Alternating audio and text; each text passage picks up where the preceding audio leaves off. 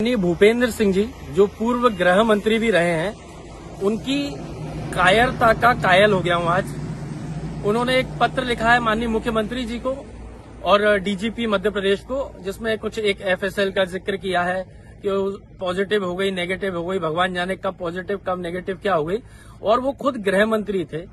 पहले तो उन्होंने एक बच्ची का उपयोग करके मेरे ऊपर झूठा केस लगवाया। खुद गृह मंत्री रहते हुए एक केस लगा झूठा, और झूठा केस मैं कह रहा हूं इस आधार पर कि माननीय उच्च न्यायालय ने उस एफआईआर को निरस्त कर दिया।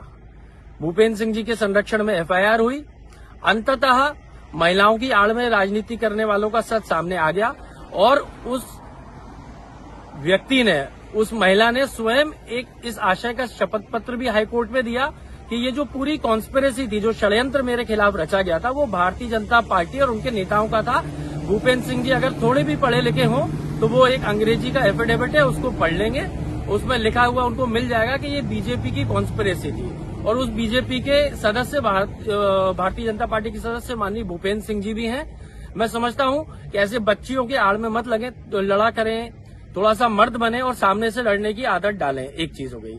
दूसरी बात, जो आपने आरोप लगाए हैं एफएसएल के, आप खुद गृह मंत्री होकर के, उस समय पे आप गृह मंत्री थे जब मेरे पे एफआईआर हुई, आप अपनी पूरी सरकार को खटगड़े में खड़ा कर रहे हैं। साथ ही साथ आप खुद गृह मंत्री बनने योग्य नहीं थे। ऐसा लगता है कि आपको कोई ज्ञान ही नहीं है कानून का।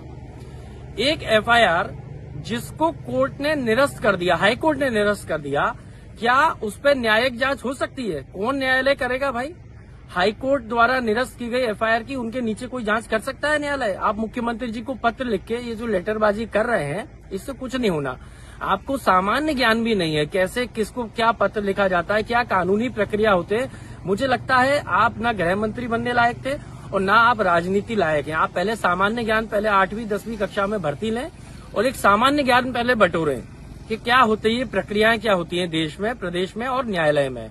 साथ ही में जो एफआईआर निरस्त हो चुकी है, उसके कंटेंट्स पे फर्दर ना इन्वेस्टिगेशन हो सकती है, ना जांच हो सकती है। ये अधिकार डीजीपी और मुख्यमंत्री जी को मेरे हिसाब से किसी भी न्यायाधीश ने या संविधान ने नहीं दिए हैं।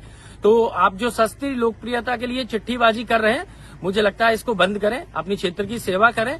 आपको भारतीय जनता पार्टी ने तो लात मार के हटा ही दिया है मंत्री पद से, जल्दी क्षेत्र की जनता भी आपको लात मार देगी।